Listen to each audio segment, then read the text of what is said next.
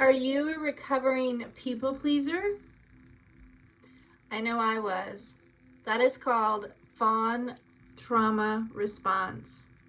That was new to me. I knew fight, I knew flight, I knew freeze, but I never knew fawn existed. Fawn is a people-pleasing state. It is over agreement. It's overly gracious. It is going to great extents to help other people at the expense of your own well-being, mental well-being, spiritual well-being, emotional well-being. In this type, it creates a difficulty in having really genuine relationships with people because your own needs aren't being met.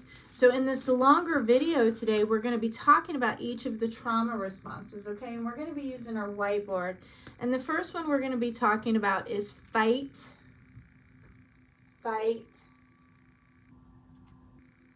So there's some physical symptoms related to fight, okay? Tight jaw, grinding your teeth, urge to punch someone or something, a feeling of intense anger, need to stomp or kick, crying in anger. Have you ever been so angry that you had to cry? It's actually a good way. Tears can be cleansing for the soul and the heart. A burning or knotting sensation in your stomach, attacking the source of the perceived danger. We're no longer being attacked by the tiger out there. But yet, those of us who are trauma thrivers sometimes feel like we've been in survival mode our whole life. So this can have some physical symptoms attached to it. You can have some physical symptoms attached to it, guys. And anger and fear are related, and we'll be talking about that in a later class. But in the fight response, it can be influenced by childhood experiences, often displaying anger, often displaying maybe excessive demands, driven by an unconscious desire to possibly repel others out of the fear of getting hurt, the fear of being vulnerable.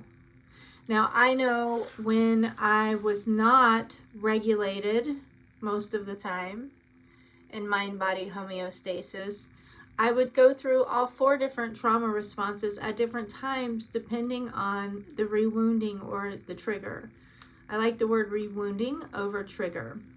So the flight response is feeling fidgety, tense, or trapped, constantly moving your legs or feet. Physical symptoms, restless body, feeling numbness or tingling. So it can have flight physical symptoms also. It can have physical symptoms also.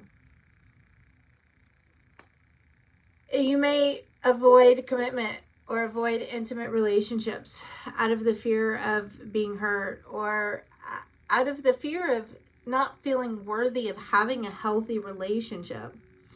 So this can hinder the establishment of some really deep bonds, friends, okay? All right, the next one is freeze.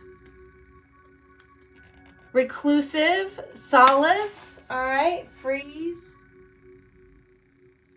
Reclusive. This can also have physical symptoms, a sense of dread, feeling clammy, stiff, heavy, cold, or numb, loud pounding heart or decreasing heart rate. You know, have you ever had something happen and you didn't say something, you didn't stand up for your friend, you didn't stand up for yourself, and you got done and you felt bad about it? It's going to be freeze. But today we're here to talk about the fawn response state because I think it's so important. So fawn is people pleasing. People pleasing. I am a recovering people pleaser at the expense of my own mental, physical, spiritual, emotional well-being. When we pour from an overflowing cup, people get the most of us. When we pour from a place of our exhaust, we're all deflated. So it's best that we take care of ourselves first, but we are taught, especially as females a lot of times, to sacrifice to the point of exhaustion. So freeze over agreement, trying to be overly helpful. Primary concern is making someone else's happy at the expense of our own wants and needs. And sometimes fawn can come up after all of the others haven't worked, right? Fight, fight, please, freeze, fawn. But I wanted to come on and let you go down a rabbit hole of fawn trauma response state. It was a state that I was unaware of until I went to therapy for highly sensitive people. And that's when I first heard about it straight out of inpatient rehab. So one of the many forms of therapy that I have tried: CBT, DBT, neurofeedback, brain mapping, holistic psychiatry, psychiatry for highly sensitive people, you name it, I've done it. So that's where all of these skills are coming from.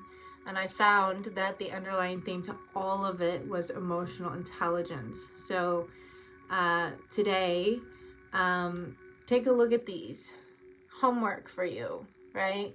We've got in my coaching program, we've got a nice little worksheet here for you with all of them, okay?